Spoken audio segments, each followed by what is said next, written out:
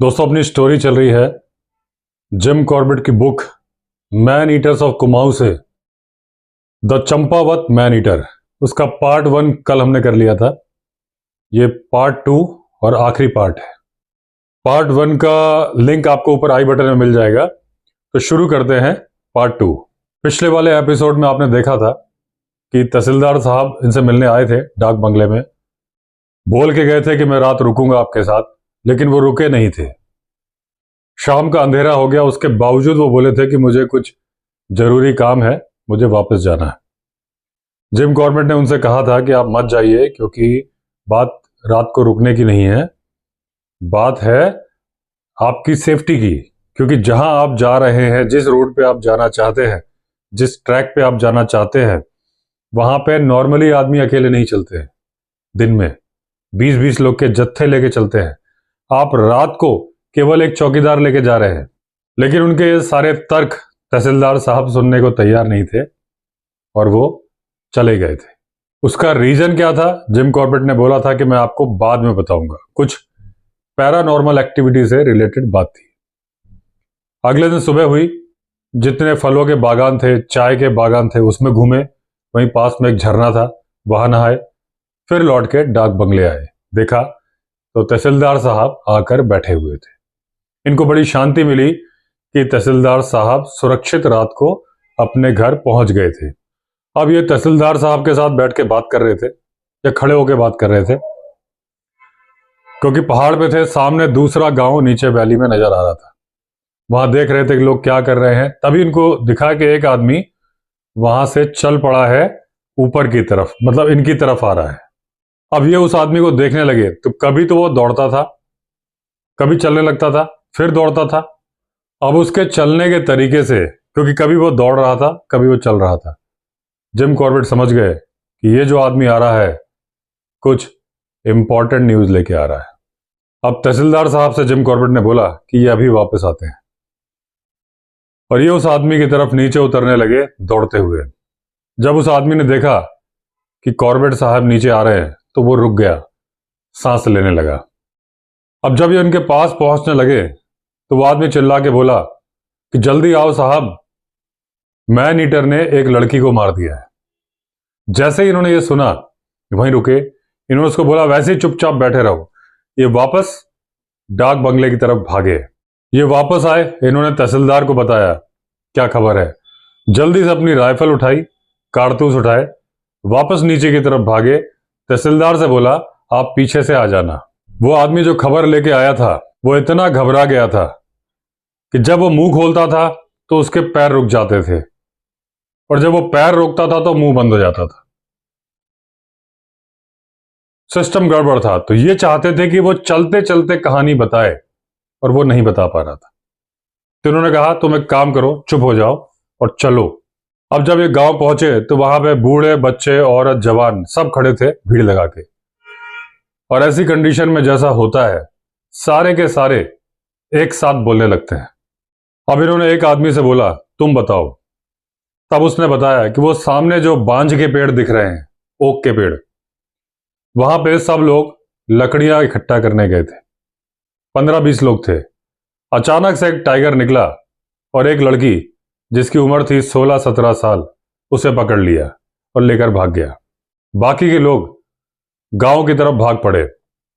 और जब उनको ये मालूम चला कि मैं डाक बंगले में ऊपर ही रह रहा हूं, तो एक आदमी फौरन ही दौड़ा दिया गया डाक बंगले की तरफ। अब जो यह आदमी घटनाक्रम बता रहा था कॉर्बेट साहब को, उसकी वाइफ उस पार्टी में शामिल थी जो लकड़ियां इकट्ठा करने गए थे। और उसने पॉइंट आउट करके बताया कि वो पेड़ है जहां पर टाइगर ने हमला किया। लेकिन जैसे ही टाइगर ने हमला किया था, सारे लोग भाग पड़े थे। किसी ने भी नहीं देखा कि टाइगर उसको किस डायरेक्शन में लेके गया। अब इन्होंने भीड़ से बोला कि आप लोग शांति बना के रखो, गांव से बाहर मत निकलना जब तक मैं ना लौटूं। और ये चल पड़े उस पेड़ की तरफ। वहां जाके ये मालूम करना बहुत ही मुश्किल था कि टाइगर किस डायरेक्शन से आया, इतने 15-20 लोगों के बीच से बिना आवाज किए उस लड़की तक कैसे पहुंचा। और जब उस लड़की ने चोकिंग साउंड, जब टाइगर ने उसको पकड़ा, वो आवाज निकाली, तभी लोगों को मालूम चला कि टाइगर आया है। जिस जगह पर टाइगर ने लड़की को पकड़ा था वहां पे बहुत सारा खून पड़ा हुआ था और पड़ा हुआ था एक नेकलेस जिसके बीड्स बिखरे हुए थे, और वहां से ट्रेल था ब्लड का जो कि जाता था शोल्डर ऑफ द हिल की तरफ। अब जो ब्लड ट्रेल थे क्लियरली विजिबल थे। कुछ कुछ खून के धब्बे बिखरे हुए थे जहां लड़की का सर झूल रहा था, एक तरफ उसके पैर थे, यानी टाइगर ने फिर से उसे बीच से उठाया हुआ था। आगे जाके लड़की की साड़ी मिल गई, उसके आगे उसका स्कर्ट या फिर पेटीकोट। इस बार फिर क्लियर था कि टाइगर नेकेड गर्ल को कैरी कर रहा है, लेकिन थोड़ी राहत वाली बात यह थी कि इस बार लड़की डेड थी, दर्द से तड़प नहीं रही थी। अब आगे जो निशान मिल रहे थे वो झाड़ियों की तरफ जा रहे थे। उन झाड़ियों में लड़की के बाल फंसे हुए थे। टाइगर के जाने से जो झाड़ियां हटी थी वो निशान मिल रहे थे। तभी इन्हें अपने पीछे से कदमों की आहट सुनाई दी। मुड़ के देखा तो एक आदमी था जो बंदूक लेके आया था। इन्होंने कहा, तुम मेरे पीछे क्यों आए? जब मैंने गांव में बोला था कि कोई मेरे पीछे ना आए, सब लोग वहीं रहें शांति के साथ। तो उस आदमी ने बोला, मुझे तहसीलदार साहब ने ऑर्डर दिया है कि मैं आपके साथ रहूं और मुझे डर लगता है उनके हुक्म की नाफरमानी करने में। अब उसके चेहरे को देख के लग रहा था कि वो तहसीलदार साहब का हुक्म बजाए बिना जाएगा नहीं, और उस वक्त बहस करना मतलब समय की बर्बादी। तो इन्होंने कहा, अपने ये जूते उतार दो जो आवाज कर रहे हैं, झाड़ी में छुपा दो और मेरे साथ साथ चलना एकदम नजदीक। अब जिम कॉर्बेट ने बहुत ही पतले से रबर सोल्ड शूज पहने थे, स्टॉकिंग्स पहने थे, शॉर्ट्स पहने थे, और जो झाड़ियां थी उसमें चलना बड़ा ही मुश्किल था, कांटे गड़ रहे थे, लेकिन कोई चारा नहीं था। उसके अंदर से निकलना ही एकमात्र रास्ता था। अब जो ब्लड ट्रेल थे वो लेफ्ट की तरफ मुड़ गए, शार्प लेफ्ट। उसके बाद रास्ता नीचे चला गया था, एक वाटर बॉडी थी, और वहां पे लग रहा था कि टाइग्रेस को कुछ मुश्किल लगा है उतरने में, क्योंकि पत्थर हटे हुए थे, मिट्टी सरकी हुई थी। ये उस रास्ते में उतरते रहे, और जो इनका साथी था जो इनके पीछे चल रहा था वो बहुत ही डरा हुआ था। बार बार इनका हाथ पकड़ के बोलता था कि टाइगर की आवाज आई, कभी इधर से, कभी उधर से, कभी पीछे से। अब जब ये चट्टानों के ढेर, बड़ी बड़ी चट्टानें थी, वहां पहुंचे, तब तक जो इनका साथी था वो पूरी तरह से घबरा चुका था। उसका मैन हंटिंग कैरियर शुरू होते ही खत्म हो गया था। तो उन्होंने कहा, उस चट्टान के ऊपर चढ़ जाओ और तब तक वहां रहना जब तक मैं ना लौटूं। वो बड़ा खुशी खुशी ऊपर चढ़ा, और जब वो ऊपर पहुंच गया चट्टान के ऊपर और उसने इशारा किया कि वो ठीक है, तब ये आगे बढ़े। थोड़ा आगे बढ़ने पर एक ravine था और वहां पर इनको मिले ब्लड के पैचेस। अब जब ये आगे बढ़े तो इनको मालूम चल गया कि टाइग्रेस उस लड़की को यहीं खा रही थी। इनके आने की उसे भनक लग गई और वो डिस्टर्ब हो गई।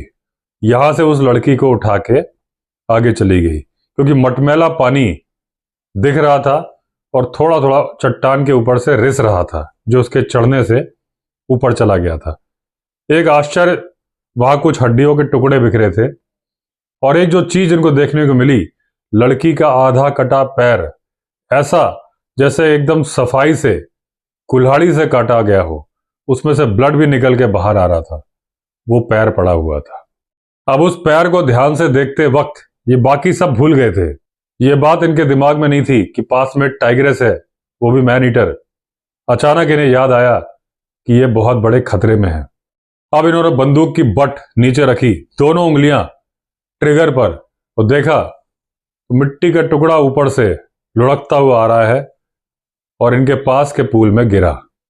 अब ये मैन ईटर टाइगर को मारने वाले गेम में नए खिलाड़ी थे, पहली बार मैन ईटर हंट पे निकले थे, इसलिए इन्होंने ऐसी गलती कर दी थी कि अपने आप को पूरा एक्सपोज कर रखा था।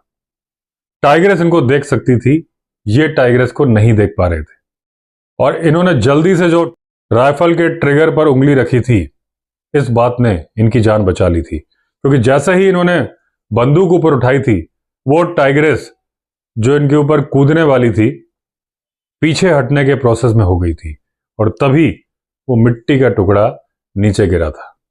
चढ़ाई इतनी खड़ी थी कि उसको दौड़कर ही चढ़ा जा सकता था। तो इन्होंने एक साइड से पुल के वहां से निकलकर चढ़े और एक झाड़ी पकड़ ली। अब वहां पर जो मुड़ी हुई झाड़ियां थी जो धीरे धीरे वापस ऊपर आ रही थी, वो ये बता रही थी कि टाइग्रेस किस डायरेक्शन में गई है। और आगे एक रॉक के पास इनको वो जगह भी दिख गई जहां उसने अपने शिकार यानी उस लड़की को रखा था जब वो इनसे निपटने आई थी। अब जो ट्रैक था आगे वो पथरीला था, काफी एकड़ तक फैला हुआ। उसमें चलना बहुत ही कठिन और खतरनाक था। कटीली झाड़ियां थी और वहां पे एक पैर गलत रखना मतलब नीचे गिरना और पैर तोड़वाना, और ऐसे में पैर तोड़वाना मतलब जान से जाना।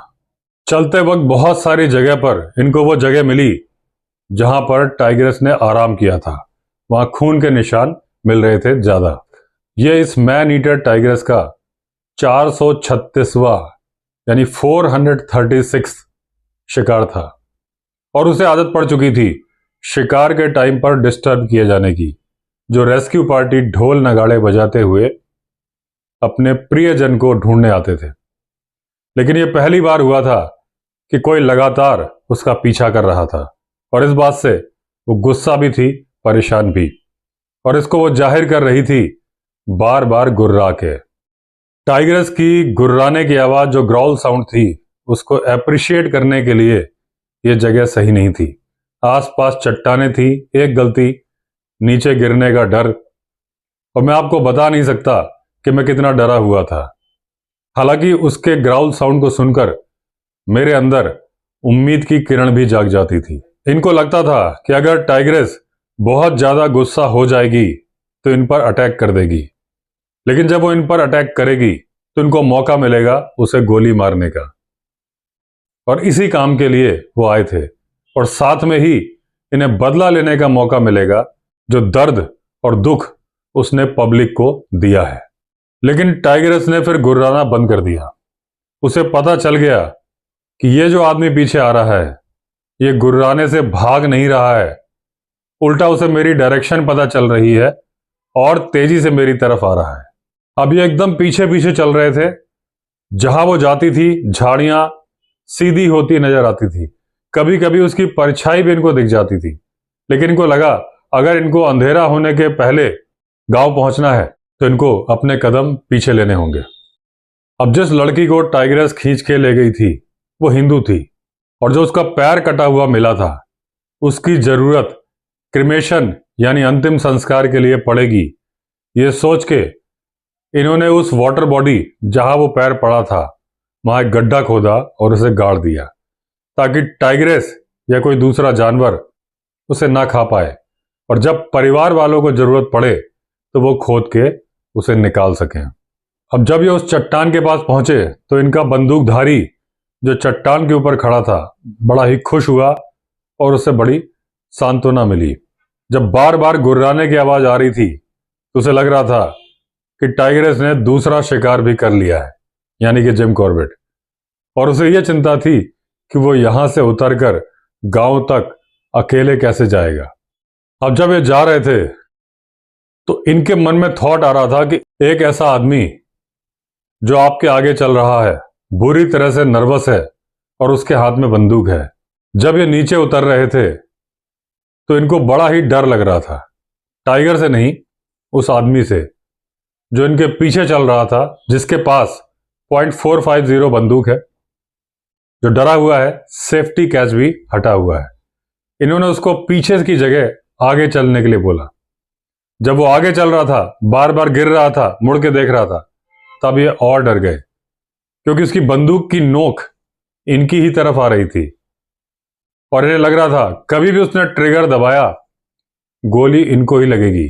उस दिन इन्होंने एक रूल बनाया कि जब भी कभी मैन ईटर के शिकार पर जाऊंगा, अगर आइबर्टसन मेरे साथ नहीं है उसको छोड़ के और किसी को लेके नहीं जाऊंगा, क्योंकि अगर आपके साथ बिना हथियार वाला आदमी है तो उसकी रक्षा करना बहुत मुश्किल है, और अगर हथियार वाला आदमी आपके साथ है तो उसके हथियार से अपनी रक्षा करना और भी ज्यादा मुश्किल है। अब ये उस जगह पहुंच गए जहां उस आदमी ने अपने जूते छुपाए थे। वो जूते निकालने लगा, ये सुट्टा मारने लगे और प्लान कर रहे थे कि कल मुझे क्या क्या एक्शन लेना है। इन्हें पता था कि टाइग्रेस रात में शिकार पूरी तरह सफाचट कर देगी और सुबह किसी न किसी चट्टान पर लेटी होगी। जिस पोजीशन पर वो है वहां से इनके लिए पॉसिबल नहीं था कि ये निगाह रख पाते, और अगर कोई मौका मिलता, गलत शॉट ये मार देते, तो इस बात के पूरे पूरे चांसेस थे कि वो लोकेलिटी छोड़ के चली जाती और उसको मारने का मौका इनके हाथ से निकल जाता। इन्होंने डिसाइड किया कि एक बीट ऑर्गेनाइज करना है एकमात्र ऑप्शन है, जहां उसको ढोल नगाड़ों के साथ घेरा जाए और वो जिस तरफ से निकलेगी गोली मारी जाए। अब उस पहाड़ की जो लोकेशन थी उसको अगर प्रॉपर आदमियों से घेर लिया जाता तो टाइग्रेस के निकलने का रास्ता एक सकरा रास्ता होता, ऐसी इनको उम्मीद थी। अब ये तहसीलदार को मिले, इन्होंने बताया कि ज्यादा से ज्यादा आदमी चाहिए बीट ऑर्गेनाइज करने के लिए, और इन्होंने बोला एक स्पॉट बता के 10 बजे सुबह आदमियों के साथ मुझे वहां मिलो। प्रॉपर खाना खाकर इन्होंने अपने आदमियों को बोला कि मुझे चंपावत में मिलना। फिर ये उस एरिया को देखने दोबारा चले गए जहां इनको बीट ऑर्गेनाइज करनी थी। अभी तक इनको कुछ भी गड़बड़ नजर नहीं आ रहा था और ये 10 बजे का टाइम दिया था। 9 बजे उस स्पॉट पर पहुंच गए जहां इन्होंने तहसीलदार को बोला था मिलने के लिए। इनको पता था कि तहसीलदार के लिए बहुत ही मुश्किल होगा मैन ईटर से लड़ने के लिए आदमी इकट्ठे करना बीट के लिए। तय समय पर तहसीलदार एक आदमी के साथ आए, फिर पीछे से 2, फिर 3, फिर 5, करते करते दोपहर तक 298 लोग जमा हो गए। तहसीलदार ने सबको वादा किया था कि जितने भी अवैध हथियार हैं वो आंख बंद कर लेंगे, अगर गोला बारूद की जरूरत है वो भी प्रोवाइड कराएंगे, और जितने हथियार उस दिन आए उतनों से एक म्यूजियम बन जाता। अब इन्होंने सबको समझा दिया कि जिन लोगों के पास बंदूक है उनको अपनी बंदूकें चलानी है, जिनके पास ढोल नगाड़े हैं उन्हें ढोल नगाड़े बजाने हैं जब ये एक रुमाल गिराएंगे सामने से, और कोई भी आदमी उस रिज को छोड़ के नहीं जाएगा जब तक ये एक एक आदमी को खुद कलेक्ट ना कर ले। तहसीलदार ने इनके साथ चलना ज्यादा सेफ समझा, क्योंकि वो जो अवैध हथियार वाले थे कब किसकी बंदूक कहां फट जाए और छर्रा कहां को निकल जाए कुछ नहीं पता था। तो तहसीलदार इनके साथ चल पड़े। अब जब ये रास्ते में चढ़ रहे थे तो तहसीलदार साहब का जो पैंट था वो इतना मोटा नहीं था और जूते भी कंफर्टेबल नहीं थे। वो बोले अब वो आगे नहीं चल सकते हैं और अपने जूते उतारने लगे अपने पैर के छालों को देखने के लिए। जो वो आदमी थे जिनके पास बंदूकें थी उन्हें लगा ये जो रुमाल वाला सिग्नल है देना भूल गए हैं। उन्होंने बंदूकें चला दी और जोर से चिल्लाए। इनको जहां पे पोजीशन लेनी थी उस सकरे रास्ते की तरफ, वो जगह 150 मीटर दूर थी। ये जल्दी से भागे जैसे एक बकरी भागती है पथरीले रास्तों पर, और पहुंचे अपने पॉइंट पर। अब जैसे ही वहां पहुंचे तो इनको एक घास का पैच दिखा जो करीब 2-2.5 फीट की हाइट का था। ये जल्दी से उसमें बैठ गए क्योंकि इनकी आधी से ज्यादा बॉडी छुपी हुई थी, और जब चारों तरफ से आवाजें आ रही थी तो इनको उम्मीद थी कि टाइग्रेस जब आएगी इनके लेफ्ट कंधे की तरफ से आएगी। अब जब ये पूरा युद्ध सा माहौल था, चारों तरफ से बंदूकें चल रही थी, ढोल नगाड़े बज रहे थे, लोग चिल्ला रहे थे, इनको दूर से एक पहाड़ी से टाइग्रेस उतरती हुई दिखी। अब जब उसको देखा तो तहसीलदार ने अपनी शॉटगन से फायर कर दिया। उस फायर को देख के टाइग्रेस उसी रास्ते पर वापस लौटने लगी। इन्होंने अपनी राइफल उठा के एक निशाना लेकर एक गोली दाग दी। अब जब इन्होंने गोली चलाई तो 3 गोलियों की आवाज सुनने के बाद जितने वो बीट में गनर थे उनको लगा टाइग्रेस मर गई, और खुशी के मारे उन्होंने अपना सारे कारतूस खत्म कर दिए और जोर जोर से खुशियां मनाने के अंदाज में चिल्लाने लगे। यहां जिम कॉर्बेट अपनी सांस रोक के बैठे थे। इनको लगा था अभी वो दोबारा अपीयर होने वाली है टाइग्रेस। अब वो इनके लेफ्ट हैंड साइड से जो स्ट्रीम का साइड था वहां से आई और उसी सकरे किनारे की तरफ आने लगी जहां इनको उम्मीद थी। .500 मॉडिफाइड कॉर्डाइट राइफल, उससे इन्होंने फायर किया। टाइग्रेस रुकी, इनको लगा निशाना सही लगा है। एक्चुअली इन्होंने निशाना सही मारा था, लेकिन थोड़ा सा पीछे लगा था। वो वापस उठी, इनकी तरफ मुड़ी। इनको निशाना मारने का बहुत अच्छा मौका मिला। दूरी भी केवल 30 गज की थी, कंधा भी नजर आ रहा था। इन्होंने गोली मारी। कंधे पे गोली लगने से वो उछली, लेकिन फिर वो कंटिन्यू करती रही, यानी चलती रही। दांत नजर आ रहे थे, कान फ्लैट थे। अब इन्होंने बंदूक अपने कंधे पे रख ली थी और ये सोच रहे थे, अगर ये मेरे ऊपर चार्ज करेगी तो मैं क्या करूंगा, क्योंकि अब गोलियां नहीं है। ये 3 ही गोली लाए थे। इनको लगा था ज्यादा से ज्यादा 2 गोली मारनी पड़ेंगी, तीसरी तो इमरजेंसी के लिए लाए थे। इनकी किस्मत अच्छी थी कि उस घायल शेरनी ने डिसाइड किया कि वो चार्ज नहीं करेगी, भागने की जुगाड़ करेगी। अब टाइग्रेस ने अपने राइट हैंड साइड से स्ट्रीम को क्रॉस किया और ऊपर पत्थरों की तरफ चली गई। टाइग्रेस ने पेड़ की ब्रांचेस तोड़नी शुरू कर दी। जिम कॉर्बेट ने तहसीलदार को आवाज लगाई कि अपनी बंदूक मुझे दो। अब चिल्ला के जब इन्होंने तहसीलदार को बोला तो वहां से भी चिल्ला के ही आवाज आई। इनको कुछ समझ में नहीं आया, केवल इतना समझ में आया कि मेरे पैर। इन्होंने बंदूक को नीचे किया, भागते हुए गए, तहसीलदार से बंदूक ली और भागते हुए वापस आए। अब जैसे ही ये स्ट्रीम के पास पहुंचे, टाइग्रेस निकल के बाहर आ गई और इनकी तरफ अटैक करने का उसका इरादा था। अब जब टाइग्रेस करीब 20 फीट की दूरी पर थी इनसे, तो इन्होंने बंदूक की तरफ देखा। इनकी आत्मा कांप गई। बंदूक में 1 इंच का आधे के बराबर गैप था, जो बैरल था और जो ब्रीच ब्लॉक था, यानी कि वो बंदूक फायर करते वक्त फट सकती थी। तहसीलदार ने इसके पहले 2 शॉट मारे थे, वो फटी नहीं थी।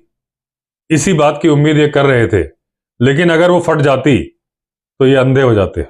अब टाइग्रेस का मुंह खुला हुआ था और उन्होंने गोली चला दी।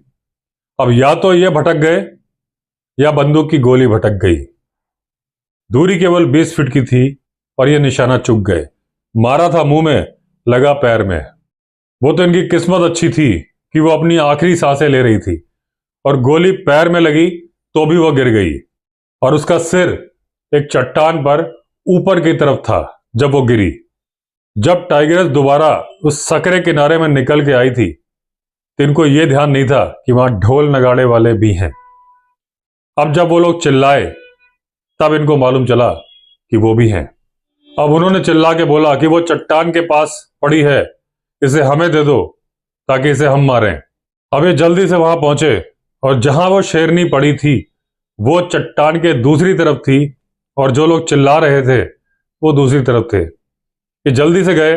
इनके पास इतना टाइम नहीं था कि पत्थर मार के पहले टेस्ट करते कि वो जिंदा है कि मर गई, क्योंकि वो लोग आ रहे थे और वो उसकी स्किन को बुरी तरह से नुकसान पहुंचा देते। अब भीड़ गुस्से से दौड़ती हुई आ रही थी और उनका गुस्सा जायज था। उस भीड़ में एक भी आदमी ऐसा नहीं था जिसने इस टाइग्रेस की वजह से नुकसान ना उठाया हो। अब उसमें एक आदमी आगे दौड़ रहा था, शायद वो रिंग लीडर था उस ग्रुप का, और वो चिल्ला रहा था, यही है वो शैतान जिसने मेरी बीवी और मेरे 2 बच्चों को मार दिया। वो चाहता था सबसे पहली कुल्हाड़ी उस मरी हुई टाइग्रेस को वो ही मारे, लेकिन जिस तरह से उनका उत्साह चढ़ा था वैसे ही उतर गया। और वो जो इंसान जिसने अपनी पत्नी और 2 बच्चों को खोया था वही सबसे पहला था जिसने अपने हथियार डाल दिए और बोला, साहब हमें माफ करिएगा, और तहसीलदार साहब से बोलिए कि हमें माफ कर दे, हम गुस्से से पागल हो गए थे। अब इन्होंने उसकी बंदूक की कारतूस निकाल के साइड में रख दी और बाद में उसको ओपन स्पेस में निकालने की कोशिश करने लगे। जब टाइग्रेस को ओपन एरिया में लाया गया तो वहां भीड़ लग गई। अब जब टाइग्रेस चट्टान के ऊपर खड़ी थी और इनकी तरफ देख रही थी, तब भी इनको आभास हुआ था कि उसके दांतों में कुछ गड़बड़ है। अब जब इन्होंने चेक किया, उसके मुंह में दाएं साइड के दोनों कैनाइन दांत ऊपर और नीचे के टूटे हुए थे। ऊपर वाला आधा टूटा था, नीचे वाला हड्डी तक पूरा टूटा था। यही वजह थी कि वो मैन ईटर बन गई थी और ये नुकसान हुआ था बंदूक की गोली से जो किसी शिकारी ने मारी थी। अब लोगों ने रिक्वेस्ट करी कि इस टाइगर्स की खाल यहां मत उतारो, क्योंकि अगर हमारे घर में औरतें और बच्चों ने इसको मरा हुआ नहीं देखा तो वो यकीन नहीं करेंगे कि ये शैतान मर गया। अब 2 तने तोड़े गए, उसमें शेरनी को बांधा गया लताओं से और फिर ले जाया गया गांव में। अब जब शेरनी को ले जाया जा रहा था, जिस तरह से चींटियां किसी मरे हुए कीड़े को उठा के चलती है, कुछ उसी तरह का माहौल था। अगर उस वक्त टाइग्रेस को ले जाते वक्त वो रस्सियां या लताएं टूट जाती तो बहुत नुकसान हो जाता, बहुत सारे लोग गिरते, इतनी भीड़ थी, लेकिन रस्सियां नहीं टूटी। ऊपर आके तहसीलदार और कॉर्बेट चंपावत की तरफ बढ़ चले।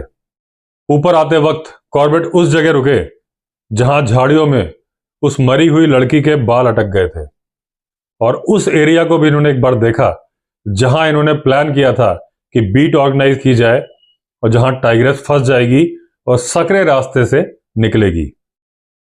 आते वक्त लोगों को उस लड़की का सिर मिल गया था और थोड़ी दूर से इनको धुआं उठता हुआ नजर आ रहा था, और लड़की का क्रिमेशन यानी कि अंतिम संस्कार लोगों ने वहीं पर किया जिस जगह पर टाइग्रेस को मारा गया था। जब ये तहसील के पास खड़े थे, इनको ढोल नगाड़ों की आवाज और आती हुई भीड़ नजर आई। वो वही टाइग्रेस थी जो लोग अपने गांव में दिखा के वापस ले आए थे। कॉर्बेट के पैरों के पास लोगों ने उस टाइग्रेस को लिटा दिया। अब इतने सारे लोग खड़े थे, उनके सामने स्किन उतारना बहुत ही मुश्किल काम था। इन्होंने हल्के से कट लगा के छोड़ दिए। एक पुलिस गार्ड खड़ा कर दिया गया उस टाइग्रेस की लाश पर। अगले दिन भीड़ खड़ी थी और उन्होंने टाइग्रेस के नाखून, दांत, सारा सामान लोगों को डिस्ट्रीब्यूट कर दिया, क्योंकि लोग उसके लॉकेट बनाकर पहनते हैं। इससे उनको साहस आता है और दूसरे वाइल्ड एनिमल उन पर अटैक नहीं करते, ऐसी मान्यता है। उस लड़की की उंगलियां टाइग्रेस ने निगल ली थी और तहसीलदार ने जिम कॉर्बेट के पास भेजा, जो उन्होंने नैनी लेक के पास में गाड़ दी। जब ये टाइग्रेस की स्किन उतार रहे थे, वहां तैयारी चल रही थी महाभोज की, जिसको कि हेड करना था जिम कॉर्बेट को। जब आखिरी जत्था समारोह मना के चला गया उन रास्तों से जो 4 साल से इस टाइग्रेस ने बंद कर रखे थे, तो इन्होंने आखिरी सिगरेट पी तहसीलदार के साथ और ये बोला, मुझे निकलना है नैनीताल के लिए। अगले दिन सुबह सुबह घोड़े पर जिम कॉर्बेट निकल पड़े। साथ में टाइग्रेस की स्किन थी। देवीधुरा में रुके, स्किन को दोबारा साफ किया। रास्ते में इन्होंने सोचा पाली में उस लेडी को भी दिखा दें कि टाइग्रेस मर गई है, जिसने अपनी बहन को बचाने के लिए अपनी आवाज खो दी थी। जब वहां पहुंचे, जमीन पर उसकी स्किन बिछा दी और टाइग्रेस का सिर एक पत्थर से सपोर्ट देके दरवाजे की तरफ रख दिया। बच्चों ने घेर लिया स्किन को और उनकी मां, जो अंदर खाना बना रही थी, बाहर निकल आई। अब ये नहीं कहना चाहते कि कब शॉक लगता है, कब काउंटर शॉक लगता है, लेकिन जो औरत 12 महीने से बोलने से लाचार थी और 4 दिन पहले ही एक शब्द नहीं बोली थी जिम कॉर्बेट के सामने, यहां से वहां दौड़ रही थी और अपने हस्बैंड को आवाज लगा रही थी कि देखो साहब हमारे लिए क्या लाए हैं। और यह अचानक से अपनी मां को बोलते हुए देख के जो बच्चों की खुशी थी, देखने लायक थी। वो अपनी मां के चेहरे से आंखें नहीं हटा पा रहे थे। इनके लिए चाय बनाई जा रही थी, लोगों को एक किस्से सुना रहे थे कि कैसे कैसे टाइग्रेस को मारा गया। फिर इन्होंने स्किन संभाली और चल पड़े आगे के लिए। रास्ते में इनका सामना लेपर्ड से हो गया, उसकी वजह से ये लेट भी हो गए, लेकिन इनका घोड़ा उतना ही स्ट्रांग था जितने उसके पैर थे। सुबह 9 बजे से लेके शाम के 6 बजे तक पहाड़ पे ऊपर नीचे जाते हुए भी उस घोड़े ने 45 किलोमीटर कवर कर लिए थे। नैनीताल में दरबार लगा और सर जॉन ह्यूट, जो कि लेफ्टिनेंट गवर्नर थे यूनाइटेड प्रोविंस के, उन्होंने तहसीलदार साहब को एक बंदूक भेंट की और जो लोग इनके साथ लड़की को ढूंढने गए थे उन सबको बड़ा ही सुंदर चाकू। तो दोस्तों, इस तरह से अंत हुआ भारत की पहली डिक्लेयर्ड मैन ईटर का, जिसका नाम था द चंपावत मैन ईटर। तो दोस्तों, अगर आपने चैनल सब्सक्राइब नहीं किया है तो चैनल सब्सक्राइब कर लीजिए। चलिए फिर मिलते हैं अगले वीडियो में, तब तक के लिए all the best. Vande Mataram.